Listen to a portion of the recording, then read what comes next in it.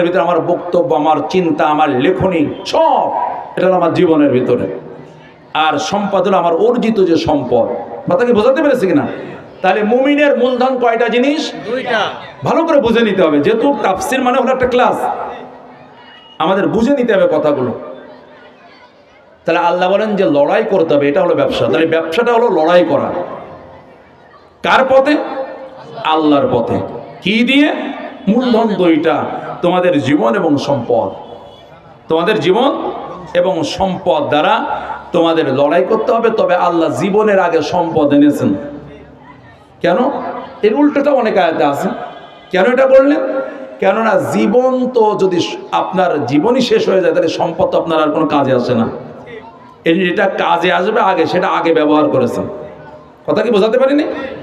তার মানে আল্লাহ এটাও বুঝালেন, তোমাদের এই লড়াইটা সম্পদ দিয়ে শুরু হবে, সম্পদের কোরবানি, সম্পদের ত্যাগ দিয়ে শুরু হবে, এবং চূড়ান্ত পর্যায়ে যে প্রয়োজন হলে জীবনও দিয়ে দিবা, এইভাবে লড়াই করে যেতে হবে।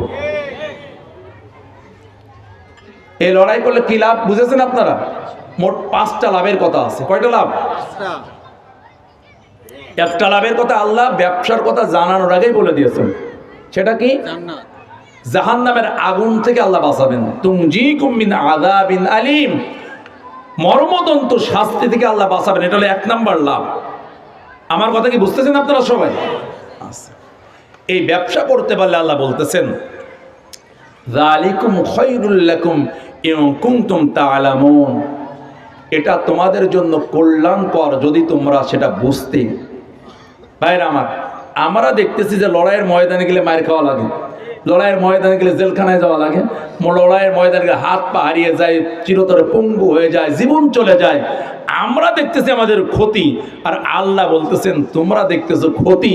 তবে সত্যিকার অর্থে যদি তোমরা বুঝতে পারো তোমাদের লাভ কোথায়, তাহলে তোমরা জেনে রাখো এর ভিতরে তোমাদের জন্য বিরাট কল্যাণ রয়েছে। সুবহানাল্লাহ।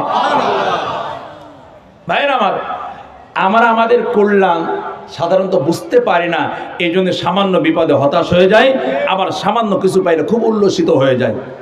এই বিষয়টা বোঝানোর জন্য অনুবাদের ভিতরে আমি একটা ঘটনা আপনাদের বলে দিই। একজন লোক একটা রাজ্যের, তার একটা সুন্দর চমৎকার একটা ঘোড়া ছিল। তো ঘোড়াটার প্রতি ওই রাজ্যের যিনি প্রধান, তার চোখ পড়ল এবং তিনি বললেন এটা আমার কাছে বিক্রি করে দাও। কিন্তু ওই লোকটা তার সেই প্রিয় ঘোড়া কোনোভাবেই রাজার কাছে বিক্রি করতে সম্মত হলো না। না, আমি যদি এই দুনিয়া পরিমাণও সম্পদ হয় তাও আমি ঘোড়া বিক্রি করব না। আমার কথা কি বুঝতেছেন? খুব খেয়াল করেন, এখানে শিক্ষা রয়েছে আমাদের। তো কিছুদিন পরে হলো কি, ঘোড়াটা হারাই গেল।